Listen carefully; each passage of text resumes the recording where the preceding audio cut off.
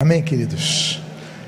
Eu, antes de dar o estudo, prosseguir o estudo de escatologia, eu queria apenas fazer uma menção sobre os eventos que aconteceram na noite de ontem aqui no Brasil, na madrugada em Israel, o ataque do Irã a Israel, havendo essa reação iraniana ao ataque que aconteceu aproximadamente uma semana antes, ali no consulado, eu creio, embaixada do Irã em Damasco, na Síria, quando Israel atingiu um grupo de pessoas que estava procurando e administrando questões para destruir, atacar Israel.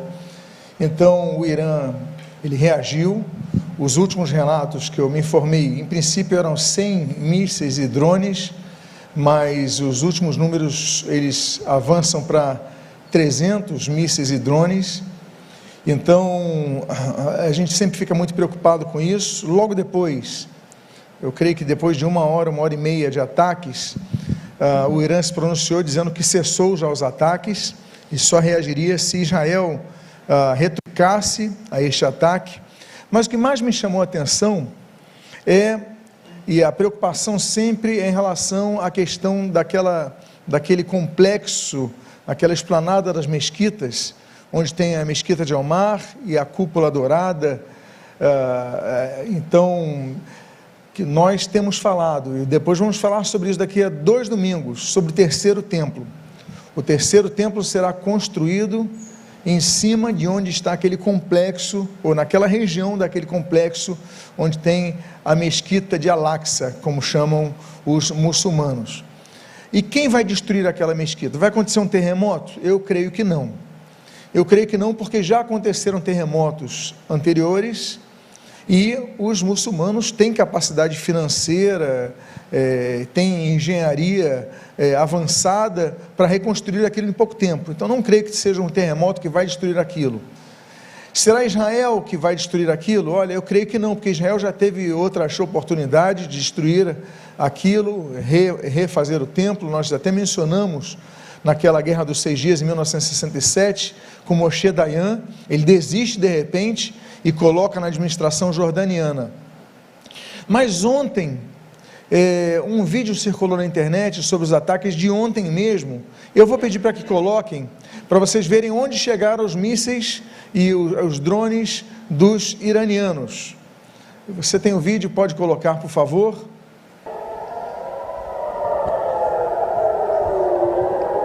Esse vídeo é de ontem. Eles teriam atingido esse local se não fosse a defesa de Israel, o chamado Domo de Ferro. Então, amados irmãos, nós estamos muito próximos de um evento que vai destruir esse local, porque esse local será destruído para a reconstrução do templo. Eu acredito que seja exatamente um ataque de países muçulmanos, como aconteceu ontem com os iranianos, e nós devemos sempre estar atentos a isso. Amém, queridos? Que Deus abençoe a vossa vida rica e abundantemente. Eu gostaria de fazer uma oração. Pai amado, Deus bendito, nós orando por essa situação, não apenas no cessar dessa guerra na faixa de Gaza, a libertação dos reféns que continuam presos pelo Hamas, os términos dos ataques do Hezbollah ao norte, dos Houthis ali na região do Mar Vermelho, e agora, Senhor, pedindo que essa situação se acalme em relação a esse ataque do Irã. Pedimos as Tuas bênçãos sobre aquela região, Pai, e que em nome de Jesus continues nos abençoando no decorrer desses estudos. Fala conosco, abençoa a nossa vida, fortalece a nossa fé, e o que nós pedimos, nós fazemos agradecidos em nome de Jesus. Amém e amém. No domingo passado, eu quero lembrar vocês que temos tido essa série de mensagens nesses últimos domingos. Se você perdeu algum destes estudos, todos eles estão gravados e disponíveis em nosso site escatologia.org.com.br. Então ali você pode pegar os vídeos, você pode pegar os áudios, você está no Spotify, também está no sistema, enfim, da Apple, de podcast, está em muitas opções, os PDFs estão disponíveis. Então basta você acessar escatologia.com.br e você ali se atualizará com algum estudo que você tem interesse e você tenha perdido. No domingo passado nós começamos a falar sobre o anticristo e hoje nós finalizaremos a respeito de quem é este personagem. Nós falamos então das visões, da palavra profética de Daniel, em relação à estátua de Nabucodonosor, e as visões dos 4 animais, falamos sobre isso no domingo passado, apontando as características gerais do anticristo, as características específicas do anticristo em relação a essas 2 visões, essas visões que Daniel tem e Nabucodonosor tem em seu sonho. Hoje nós vamos falar sobre características gerais do anticristo. E no outro domingo, então, nós vamos falar sobre a abertura do primeiro selo. Bom, vamos começar então rememorando a respeito do espírito do anticristo, que nós comentamos no último domingo. O texto de 1 João capítulo 2, versículo 11 diz: Filhinhos, esta é a última hora, e como vocês ouviram que o anticristo vem, também agora muitos anticristos têm surgido, e por isso sabemos que é a última hora. Em primeiro lugar, então, vamos rememorar que o espírito do anticristo, ele tem se manifestado em muitos líderes que têm se levantado contra o evangelho. Então, é um termo que se pode usar, biblicamente falando, com base em 1 João, em termo genérico, há muitos líderes que são anticristos, que têm se levantado na história. Mas, o próprio texto que nós lemos, e o segundo ponto que eu gostaria de lembrar, é que haverá uma pessoa específica que vai se levantar e vai receber tal título, o anticristo, artigo definido. Então, haverá, ainda que esse espírito anticristo esteja em muitas pessoas e tenha se operado ao longo da história, uma pessoa, ela receberá esse título de maneira definida. Terceiro lugar, esse líder que é apontado na Bíblia como anticristo, ele recebe outros títulos, né? O iníquo, o mentiroso, o príncipe que há de vir, são vários outros títulos que ele recebe, não apenas com o título de anticristo, é um personagem específico, uma pessoa, e não um organismo, não uma nação, uma pessoa que receberá esse título. Quarto ponto, nessa rememorância ao domingo passado, é que é um erro definir que essa pessoa já veio no passado. Essa pessoa foi Hitler, essa pessoa foi Stalin, essa pessoa foi Mao Tse Tung, essa pessoa foi... Não, é um erro isso. Por que é um erro? E aí é o quinto ponto que nós colocamos. Esse anticristo, essa pessoa, só vai se manifestar após o arrebatamento da igreja. Bom, dito isto, tendo feito essa lembrança quanto ao estudo que abordamos no domingo passado, vamos tratar a respeito de características gerais desse anticristo. Primeiro ponto, o anticristo será gentio. Aí você pode se perguntar, o que é um gentio? Gentio é aquele que não é judeu. Eu quero lembrar aos irmãos, os irmãos já sabem, mas alguns podem não saber, que existem 3 tipos de povos que em termos gerais a Bíblia aponta: os judeus, os gentios e a igreja. Os judeus são os descendentes de Abraão, sanguíneos, um laço de consanguinidade. Então são os judeus, são os israelitas. Os gentios são todos os demais povos, ou seja, os que não são judeus são gentios. E a igreja é um terceiro tipo de povo que surge posteriormente e que é composto de judeus e de gentios que se convertem a Cristo. Para cada um deles há promessas, para cada um deles há profecias, e sobre isso nós temos tratado ao longo desses estudos. Então, em primeiro lugar, a primeira colocação que eu fiz é que, no meu entendimento, o anticristo, ele não será judeu.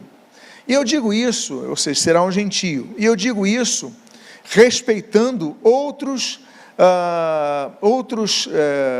pregadores, outros pré-dispensacionalistas, como eu, porque a maioria deles entende que o anticristo será judeu. Eu acredito que não. Por quê? Vou explicar isso agora. Mas uma das coisas que eles alegam é o seguinte: bom, o anticristo será judeu porque ele vai fazer uma aliança que ninguém conseguiria fazer com Israel. Mas no meu entendimento, ao longo da história, vários não-judeus têm feito grandes alianças para com Israel. Falando sobre os ataques de ontem, por exemplo, esses 300 mísseis, não foi só o domo de ferro que protegeu Israel, mas foram as forças aéreas dos Estados Unidos, estacionadas em seus porta-aviões e suas bases no Oriente Médio, a aviação do Reino Unido e também da Jordânia, que é um país muçulmano. Então, são os gentios que ajudaram Israel. E várias alianças têm sido feitas com Israel com líderes gentios. Então, não é uma necessidade de o anticristo ser judeu para fazer uma aliança com Israel. Segundo ponto, é que existe um texto que me chama a atenção em Daniel capítulo 11, no versículo 37, quando, falando da prefiguração do anticristo na pessoa de Antíoco IV, há uma tradução, há um texto que muitas Bíblias em português, em inglês, no francês, no espanhol, elas traduzem erroneamente, mas que outras versões já traduzem corretamente. Esse texto de Daniel capítulo 11, versículo 37, ele mostra a seguinte palavra. Coloca aí, por favor, a próxima tela. A segunda palavra que você pode ver nessa tela é Elohei. É plural de El, é plural de Deus. Portanto, não é Deus no singular. Só que muitas traduções, a Bíblia, adotam Deus no singular. Por exemplo, nós temos a Almeida Corrigida e Fiel, que coloca: ele não terá respeito ao Deus de seus pais, no singular. Nós temos a tradução New King James, que é uma das mais tradicionais na língua inglesa, coloca God, singular. A francesa, Dieu, singular. Que é de Martin. A Reina Valera, em espanhol, que coloca Dios, singular. Essas traduções, elas têm trazido confusão. Por quê? Porque elas não consideram a palavra Elohei, que é Deus no plural. Agora, muitas das traduções fazem essa correção. E nós temos, por exemplo, as 3 principais traduções do português, elas já traduzem corretamente o texto. Veja o que diz aqui sobre essa, volta a dizer, prefiguração do anticristo em Antíoco, que aponta para o anticristo que vai surgir. Ele não terá, tanto na tradução NAA, que é a Nova Almeida Atualizada, como na tradução ARA, que é a Almeida Revista Atualizada, e a tradução ARC, que é a Almeida Revista e Corrigida. Todas elas trazem esse texto. E ele não terá respeito aos deuses de seus pais. A Nova Versão Internacional diz, NVI, não terá consideração aos deuses dos seus antepassados. A NVT, que é a Nova Versão Transformadora, diz, ele não respeitará os deuses de seus antepassados. E a NTLH, a Nova Tradução na linguagem de hoje, diz, esse rei não adotará os deuses que os seus antepassados adoravam. Então, o primeiro ponto é que se os antepassados desse anticristo serviam a vários deuses, ou outros deuses, ou eram idólatras, então isso significa que ele não era judeu, não será judeu. Esse ponto então já quebra a possibilidade do anticristo ser judeu. Ele será um gentio. Mas ele vai ser católico romano, ele vai ser hinduísta, ele vai ser... Bom, vai ser um gentio. Isso que a Bíblia aponta. Segundo argumento, é que nós vemos aqui que o texto que fala das 2 bestas, a besta que surge do mar e a besta que surge da terra, quando a Bíblia usa a linguagem do mar, ela diferencia da terra, porque da terra é um dos termos usados para Israel, no hebraico é Eretz. Eretz, Israel, é a terra de Israel. Ou seja, a besta que surgirá da terra, que é o falso, a Bíblia também chama de o falso profeta, será judeu. A besta que emerge do mar, estou falando de Apocalipse 13, ela vai vir das demais nações. Veja o que diz em Apocalipse 13, versículo 1.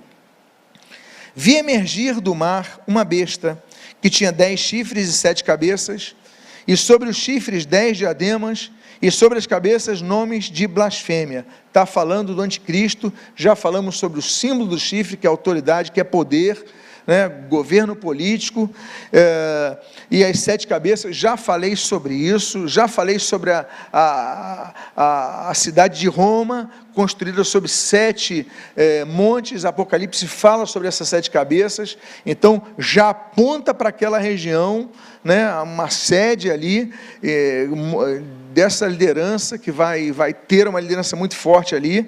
Então vi emergir do mar, e o termo do mar, nós vemos agora em Apocalipse capítulo 17, no versículo número 15, o seguinte: o anjo disse, as águas que você viu, onde a prostituta está sentada, são povos, multidões, nações e línguas. Então, a linguagem para aquilo que vem do mar é de várias nações, além de Israel.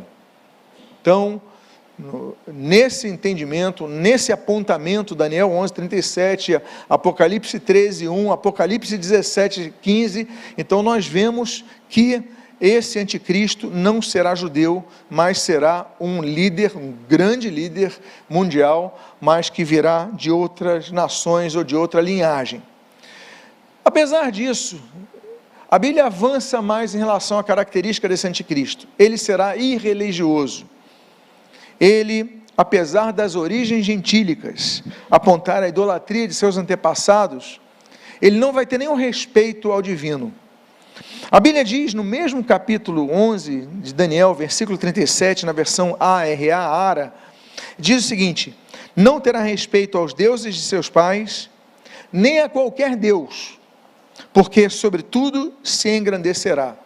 Então será um líder irreligioso.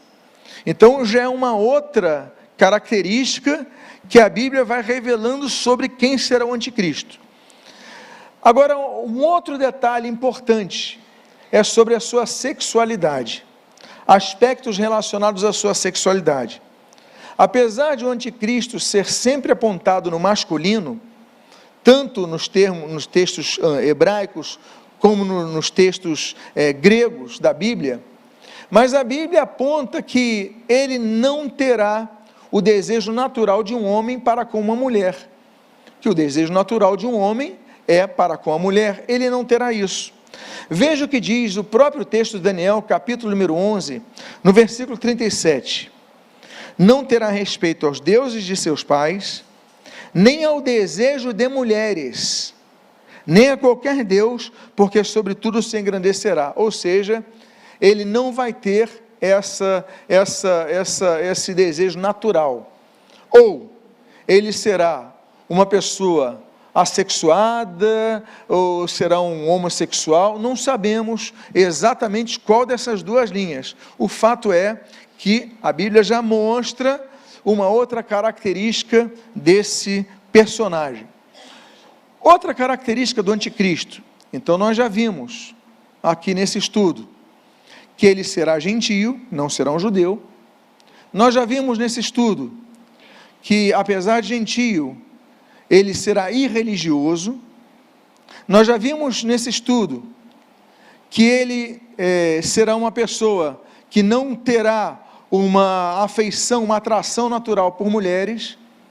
E agora uma outra característica é que ele não terá uma linhagem real, ou seja, ele não virá de uma genealogia da realeza, por exemplo, de uma monarquia, ou esse real, se nós tratarmos lato sensu, não será de uma linhagem política, será alguém novo na política, alguém que surja de repente no cenário político, é o que nós podemos perceber no texto de Daniel capítulo 11, no seu versos número 21. Veja o que diz o texto: depois se levantará em seu lugar um homem desprezível, ao qual não tinham dado a dignidade real, mas ele virá de surpresa e tomará o reino com intrigas. Ou seja, será um personagem que vai explodir na política de repente, vai surgir repentinamente da política, alguém que não tem um aspecto real, então a gente já descarta algumas lideranças, a gente já começa a descartar por essa inferência bíblica aqui, e ele então surgirá de repente no meio político, não terá linhagem real, e tomará o poder de surpresa, ele virá de surpresa. A sua habilidade será muito grande. Não há dúvidas que o anticristo será um grande líder. Não há dúvidas que será uma pessoa muito capacitada politicamente, provavelmente economicamente, em relação à diplomacia. Será uma pessoa muito hábil.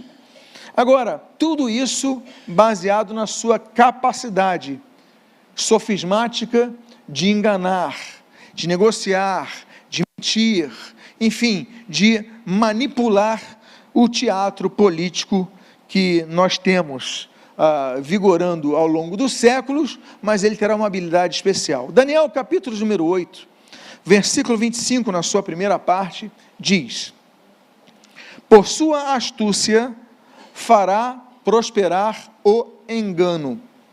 Então, ele vai prosperar ideias mentirosas através de sua astúcia. Ora, nós já vemos isso no cenário político. Vemos isso no cenário político internacional, vemos isso no cenário político nacional. É ou não é verdade? Mentiras que vão sendo repetidas se tornam verdades. E esse é um lema já usado, já adotado, não apenas adotado, mas assumido desde o nazismo. Então você vai repetindo a mentira, vai afirmando, e as pessoas começam a acreditar que aquilo é verdade. E essa será a ferramenta principal do anticristo.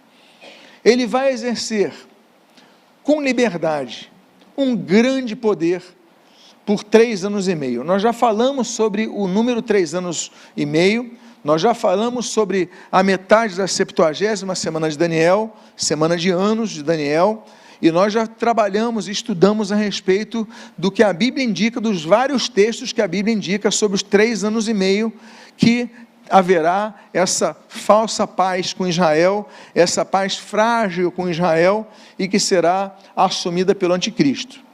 O fato é que ele vai deter uma autoridade praticamente plena por 3 anos e meio. Apocalipse capítulo 3, no versículo 5, ela vai dizer o seguinte: foi-lhe dada uma boca que proferia arrogâncias e blasfêmias, e foi-lhe dada autoridade para agir durante 42 meses. Nesse período, o anticristo, ele desenvolverá, não apenas desenvolverá, mas ele administrará muito bem o crescimento de um governo que dará um controle mundial de informações na palma da mão dele. Ele terá olhos para ver tudo, ele terá bocas para comandar todos. Ou seja, do seu microfone sairão ordens que serão obedecidas por todos. Eu mencionei no domingo passado, por exemplo, sobre 10 grandes organizações transnacionais, lembram disso, domingo passado? Cujas palavras, cujo microfone do seu líder influenciou todas as nações. E eu mencionei o exemplo da Organização Mundial de Saúde durante a pandemia. O que o secretário da organização da OMS declarava, todos os ministérios da saúde do mundo inteiro obedeciam. Ele falava, então, agora nós temos que ficar em casa. Aí o Ministério da Saúde do Brasil, nós temos que ficar em casa. O Ministério da Saúde da China, de todos os lugares obedeciam. Então, esse anticristo vai ter esse poder. Ele vai falar algo e os governos vão obedecer. É como se ele tivesse uma boca para proferir o que ele proferisse, e os governos vão seguindo, assim como olhos, ou seja, o controle das informações. Daniel capítulo 7, versículo 8, ele diz o seguinte: enquanto eu observava os chifres, eis que entre eles subiu outro chifre, pequeno, diante do qual 3 dos primeiros chifres foram arrancados. E eis que nesse chifre havia olhos, como olhos de ser humano, e uma boca que falava com arrogância. Então, 10 grandes líderes mundiais, falamos sobre isso no domingo passado, 3 grandes líderes se sobressaem dos 10, mas um pequeno chifre, ele sobressai-se sobre os 3, ele derruba os 3, que é o anticristo. E esse pequeno chifre, esse líder que não tem um nome que os outros 3 têm, talvez não tenha o poder que os outros 3 têm, ele consegue ultrapassar os 3, e ele fala dos olhos, e ele fala da boca, no chifre, ou seja, aquele que detém autoridade, aquele que detém poder, aquele que detém poder político, aquele que detém poder econômico, ele vai ter esses olhos para ter as informações gerais, ele vai ter a boca para ter uma influência mundial. Apocalipse capítulo 13, versículo 7, falando da besta, ela traz uma outra informação, diz: foi-lhe dada ainda autoridade sobre cada tribo, povo, língua e nação. Ou seja, a besta então ela vai ter uma autoridade mundial, vai deter as informações todas consigo, e isso, a geração passada já não tinha essa perspectiva. A geração passada e as outras que passaram anteriormente a ela, nós tínhamos dados todos escritos. Hoje em dia é tudo digitalizado. Hoje em dia tudo que nós fazemos é controlado. Por causa do nosso celular, sabe onde nós estamos. Por causa das nossas compras, sabe onde nós compramos, o que nós compramos, o que nós fazemos. É muito simples entender que todos nós podemos ser monitorados a cada segundo de nossas vidas e terem o controle e acesso ao controle de nossas vidas, do que nós fazemos, terem informações sobre isso. Isso, há poucas gerações, era incompreensível, hoje todos nós compreendemos. Então, com tal domínio de informações, ele vai controlar a economia mundial. Depois nós vamos tratar sobre isso. Mas o texto de Apocalipse, capítulo 13, nos versículos 16 e 17, ele diz o seguinte: a todos, os pequenos e os grandes, os ricos e os pobres, os livres e os escravos, faz com que lhe seja dada certa marca na mão direita ou na testa, para que ninguém possa comprar ou vender, senão aquele que tem a marca, o nome da besta ou o número do seu nome. Que marca seria? Um CPF mundial? Sim, porque sem CPF você não compra mais nada. Há compras que só são feitas agora pelo método digital, pelo método virtual, pelo método de um número. Ainda se usa dinheiro, mas cada vez menos as pessoas andam com dinheiro, e nós já estamos vendo isso. Há 15 anos atrás eu li uma notícia que me surpreendeu, há 15 anos. Eu li uma notícia seguinte: o Reino Unido vai acabar com o sistema de cheques. Falei, como? Como as pessoas vão andar com tanto dinheiro? E hoje já não existe cheques. Quase nenhum de nós usa cheque mais. Todos nós usávamos. Então, todo mundo hoje usa o quê? O que a gente usa? Cartão. Você pode andar com pouco dinheiro na carteira, mas você anda com cartão. Você faz transações pelo Pix, não é verdade? Pelo seu telefone. Então, o controle de tudo que nós temos é virtual e é acessível a outros. Então, meus amados irmãos, volto a dizer, ninguém pode comprar, para que ninguém possa comprar ou vender, senão aquele que tem a marca, o nome da besta ou o número de seu nome. Depois nós vamos tratar sobre isso, sobre a grande perseguição que vai se desencadear, os que não vão receber a marca da besta. Então, como isso acontecerá, vamos tratar um estudo somente sobre isso. Vamos também agora falar sobre outra característica do anticristo, o seu posicionamento religioso e envolvimento espiritual. Falei sobre a sua irreligiosidade, mas agora eu vou falar sobre a sua influência nesse aspecto. Ele será uma pessoa que vai crescer rapidamente, vai ter muito poder e vai ser soberbo. Isso aí vai lhe incendiar internamente. Ele vai blasfemar contra Deus, ele vai maldizer a igreja, ele vai ser uma pessoa que vai se levantar contra a igreja. E olha, se você notar, cada vez mais os grupos midiáticos tratam a igreja como algo separadamente ao desejado. Tratam jocosamente, tratam preconceituosamente, perseguem, e a perseguição vai ser cada vez maior. O anticristo não será diferente.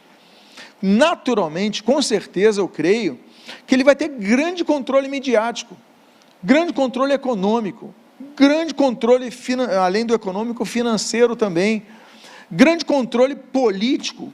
Vai ser uma pessoa com muito controle para controlar o mundo. Agora, ele não vai deixar de proferir palavras contra a igreja que sumiu, que é a igreja arrebatada, assim também como ele vai perseguir aqueles que permanecerem durante a grande perseguição. Diz o texto de Apocalipse, capítulo 3, no versículo número 6, a besta abriu a boca em blasfêmias contra Deus, para lhe difamar o nome, e difamar o tabernáculo, a saber, os que habitam no céu. Ou seja, ele vai ser uma pessoa religiosa, e vai fazer, talvez comece com gracinhas, com gracejos, né, e aí vai aumentando a sua forma de se referir a Deus e também à igreja. Mas vale considerar, meus amados irmãos, que apesar dele desprezar Deus, ele vai ser usado plenamente pelo mundo sobrenatural demoníaco, pelo diabo, um poder que ele vai receber diretamente de Satanás. Isso, nós lemos em Apocalipse capítulo 3, na segunda parte do versículo 2. O texto diz assim: e o dragão, falando de Satanás, deu à besta o seu poder, olha só que coisa, o seu trono e grande autoridade. Imagina então a capacidade do anticristo, que vai ser uma pessoa com recursos, com habilidades, com influências, mas além de tudo isso, recebe de Satanás o seu poder. Quando fala o seu trono, fala de todo aquele poderio que Satanás tem numa pessoa na terra. Então, ele vai ter um poder que vai ser visto por uma capacidade extraordinária. E aí, um poder sobrenatural. Vai haver um evento que vai marcar ele.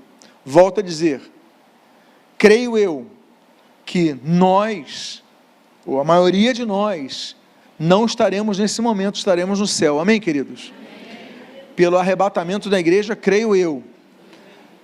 Agora, aqueles que permanecerem, vão presenciar uma cena que vai ser noticiada no mundo inteiro. Como grande líder, ele vai gerar inimizades. Lembra dos 3 grandes chifres que ele derruba para conseguir o poder? Ele vai pegar inimizade, não vai ser um governo dele, simplesmente tranquilo, ele vai ter inimigos, e vai haver um momento que ele vai receber um ferimento na cabeça, receberá uma bala na cabeça, será algo que cairá sobre ele, não sabemos. O fato é que ele vai receber um ferimento na cabeça, e ele vai ser curado extraordinariamente.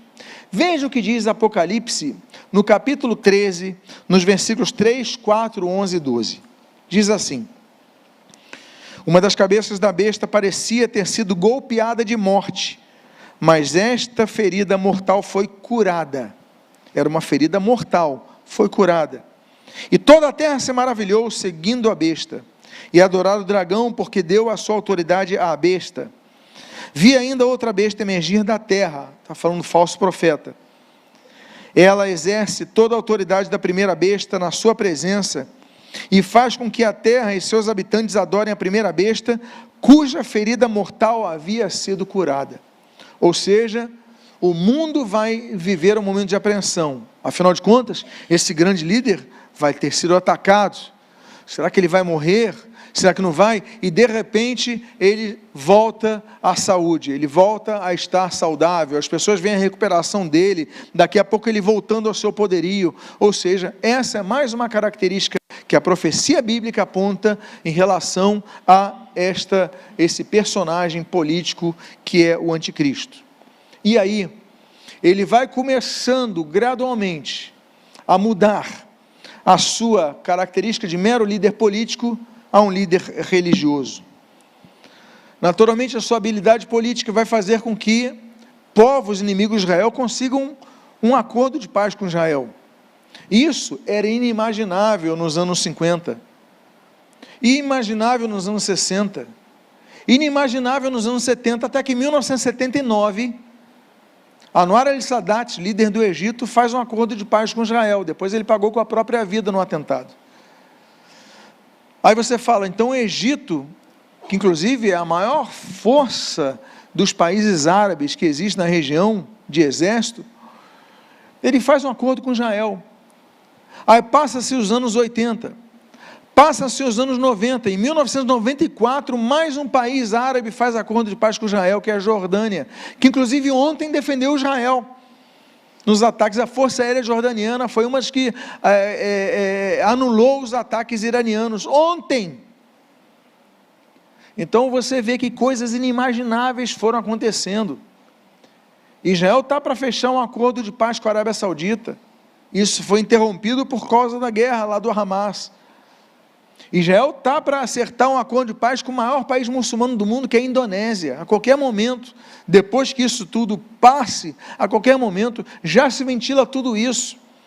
Então, meus amados irmãos, esse sucesso do anticristo vai fazendo com que ele comece a se achar como se fosse uma própria divindade, como se achavam os imperadores romanos da antiguidade, como se achavam os faraós na antiguidade, que eram humanos, mas eram divinizáveis.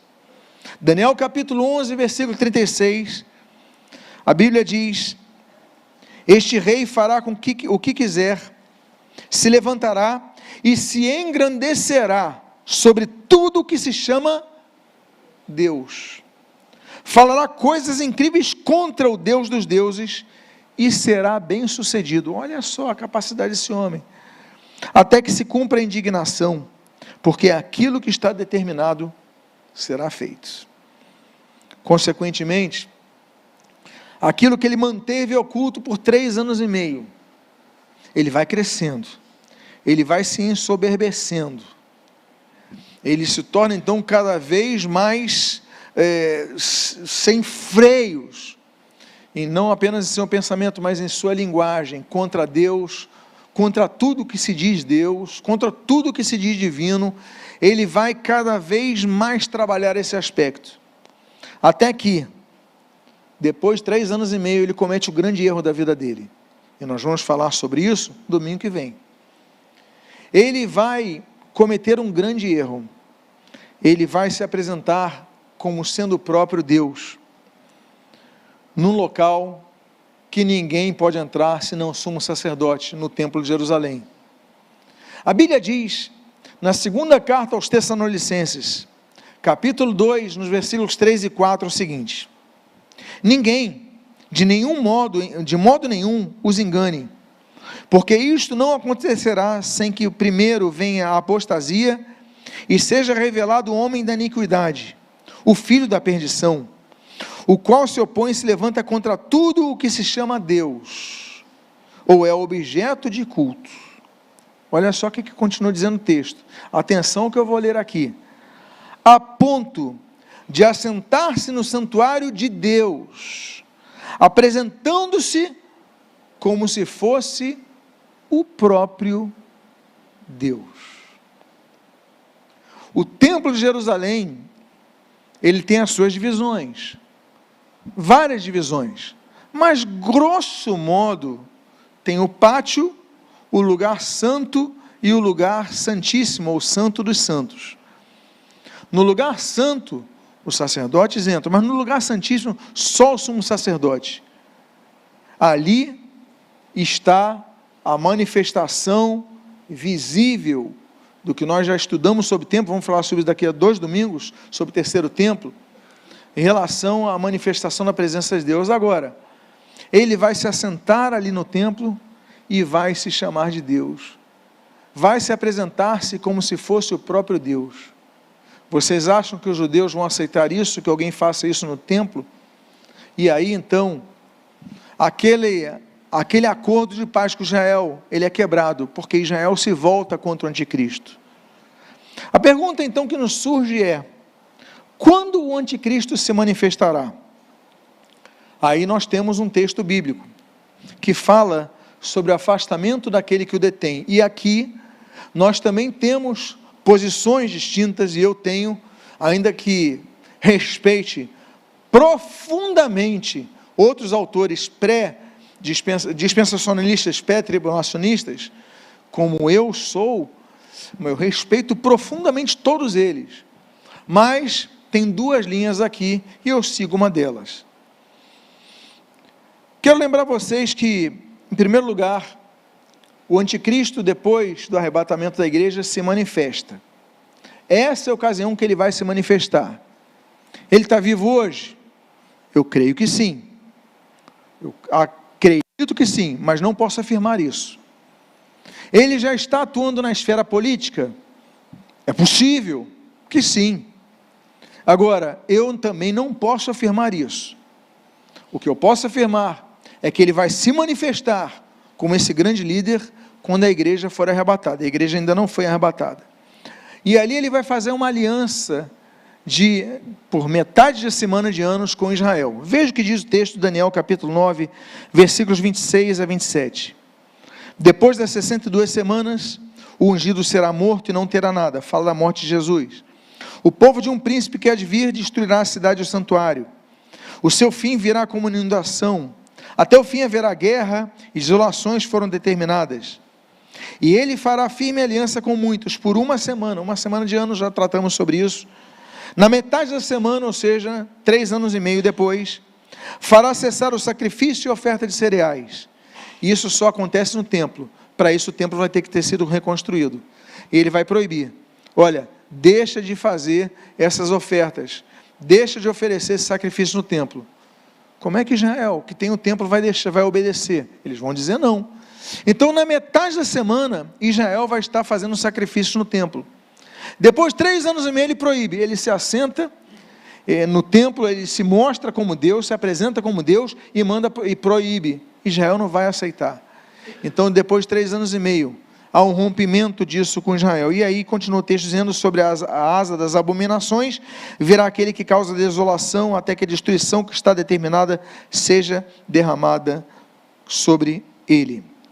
Então, meus amados irmãos, volto a dizer, ainda que não possamos afirmar, eu acredito, e acredito com muita firmeza e com vigor, que ele já está vivo e já está entre nós. Eu particularmente acredito, não posso afirmar biblicamente. Acredito também que ele já possa estar na esfera política como um coadjuvante, alguém que está fazendo contatos, alguém que está pegando experiência, mas ainda não se manifestou, porque a igreja não foi arrebatada. O texto de 2 Tessalonicenses, capítulo número 2, dos versículos 2 a 3, e o versículo 6, 7 e 8, diz o seguinte, 6 e 8, que vocês não se deixem demover facilmente de seu modo de pensar, nem fiquem perturbados, quer por espírito, quer por palavra, quer por carta, como se procedesse de nós, dando a entender que o dia do Senhor já chegou. Ninguém, de modo nenhum, os engane, porque isto não acontecerá sem que, primeiro, venha a apostasia, e seja revelado o homem da iniquidade, o filho da perdição. E agora que vocês sabem o que o detém, para que ele seja revelado a seu tempo, porque o mistério da iniquidade já opera e aguarda somente, olha só, o ministério da iniquidade já opera, esse espírito já tem operado, mas ele aguarda somente que seja afastado aquele que agora o detém. Então será revelado o iníquo, a quem o Senhor Jesus matará com o sopro da sua boca e destruirá pela manifestação da sua vinda. Quando eu disse que entre os dispensacionalistas, pré-tribulacionistas, como eu, existem 2 linhas sobre aquele que o detém, é porque uma das linhas, a principal das linhas, eu assumo que é isso, entende que aquele que o detém é o Espírito Santo, ele seja retirado. Eu não acredito nessa hipótese. Por que eu não acredito nisso? Porque eu acredito que o Espírito Santo é onipresente, então ele nunca vai ser retirado de nada, ele sempre estará presente. Então, como é que o Espírito Santo vai ser retirado da terra se ele é Deus onipresente? Então, eu particularmente não sigo a linha da maioria dos dispensacionalistas, pré-tribulacionistas. Eu entendo que aquele que o detém tem sido a igreja, ainda que no português soe assim. Então, a igreja é onde tem sido manifestado o Espírito Santo desde o Pentecostes. Agora, antes da igreja, o Espírito Santo se manifestava também, mas se manifestava numa pessoa, se manifestava como aqueles 70 no arraial de Israel, em 70 pessoas. Hoje, o Espírito Santo se detém o pecado e a iniquidade através de quem? Da igreja. Aí nós vemos a apostasia chegando, igrejas que não combatem o pecado, igrejas que adotam o pecado, mas a igreja verdadeira, que é a que vai subir, ela tem detido o pecado, ela tem pregado sobre isso. Então, a retirada, pode avançar mais um, por favor? Pode avançar mais um, por favor. Mais um slide, por gentileza. Volte, por favor. É que houve um pequeno delay aqui. Essa retirada, então, não é da presença do Espírito Santo. Volto a dizer, porque ele é onipotente. Mas de sua presença na igreja, porque a igreja, ela será retirada. E a igreja que tem detido esse crescimento, a igreja que tem sido a barreira para o alastramento do pecado. É a igreja que tem sido diferencial. O mundo olha a igreja com desprezo. O mundo detesta a igreja. Eles nos detestam. Eles nos perseguem. Mas por quê? Porque a igreja tem uma postura clara, nesse sentido de ser uma barreira contra o alastramento do pecado. Agora, quando a igreja for retirada, aquela que o detém, ou aquele que o detém for retirado, então haverá caminho livre para a total administração do mundo pelo anticristo. A Bíblia diz em 1 João, capítulo 4, versículos 4, 5 e 6, o seguinte: filhinhos, vocês são de Deus e venceram os falsos profetas, porque aquele que está em vocês é maior do que aquele que está no mundo. Eles procedem do mundo, por essa razão, falam da parte do mundo, e o mundo os ouve. Nós somos de Deus. Quem conhece a Deus nos ouve, e quem não é de Deus não nos ouve. E nisto reconhecemos o espírito da verdade e o espírito do erro. Então, por não haver mais a igreja no mundo, a apostasia então será uma característica mais geral do que jamais houvera anteriormente. E eu volto e repito o texto que eu li de 2 Tessalonicenses capítulo 2, versículo 2 a 3. Que vocês não se deixem demover facilmente do seu modo de pensar, nem fiquem perturbados, quer por espírito, quer por palavra, quer por carta, como se procedesse nós, dando a entender que o dia do Senhor já chegou. Ninguém de modo nenhum os engane, porque isto não acontecerá sem que antes venha a apostasia. Ou seja, já havia apostasia naquela época, mas Paulo está falando de uma apostasia posterior, dos últimos tempos. E ele fala, sem que antes venha a primeira apostasia, e seja revelado ao homem da iniquidade, o filho da perdição. Ou seja, quando houver o arrebatamento da igreja, a obra do Espírito Santo na igreja, que é de edificação e de restrição do pecado, ela vai acabar. Mas a obra dele, atuar na salvação, vai continuar. Tanto é que a Bíblia afirma isso. Ou seja, não vai ter igreja para edificar vidas. E uma das funções da igreja é edificar vidas. Não vai ter uma igreja para apontar o pecado, denunciar o pecado, combater o pecado. Não vai ter igreja. O Espírito Santo vai continuar agindo para quê? Para salvar vidas. Veja o que diz Apocalipse, no capítulo número 7, dos versículos 13 e 14. Uma pergunta é feita: quem são e de onde vieram estes que estão vestidos de branco? Então ele me disse: estes são os que vêm de onde? Da grande tribulação, que lavaram as suas vestes e alvejaram-nas no sangue do Cordeiro. Ou seja, na grande tribulação vai haver salvação. Se vai haver salvação, é porque o Espírito Santo vai estar presente. É Ele quem convence o homem do quê? Do pecado, da justiça e do juízo. E o final, caminhando para a conclusão dessa parte sobre o anticristo, a sua guerra contra os santos e o seu fim. Apesar de todo o poder recebido pelo anticristo, ele vai ter um fim. E esse fim, nós até já lemos, já está previsto e revelado na palavra de Deus.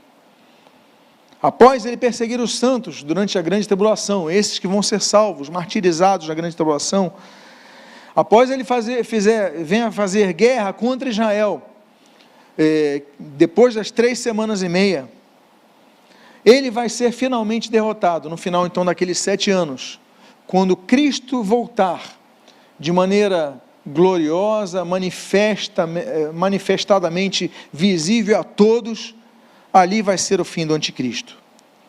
Daniel capítulo 7, versículos 19 a 22 diz: então tive o desejo de conhecer a verdade a respeito do 4º animal. Lembra que nós falamos sobre isso domingo passado?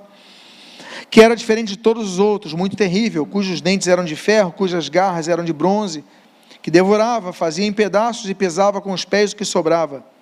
Também quis saber a respeito dos 10 chifres, e como que ele tinha na cabeça, e do outro chifre que subiu, diante do qual caíram 3 chifres, ou seja, aquele chifre que tinha olhos e uma boca que falava com arrogância, e que parecia mais forte do que os outros chifres. Enquanto eu olhava, eis que esse chifre fazia guerra contra os santos e estava vencendo, ou seja, o anticristo lutando contra os santos da grande tribulação, e estava vencendo, até que veio o ancião de dias e fez justiça aos santos do Altíssimo, e veio o tempo em que os santos possuíram o reino.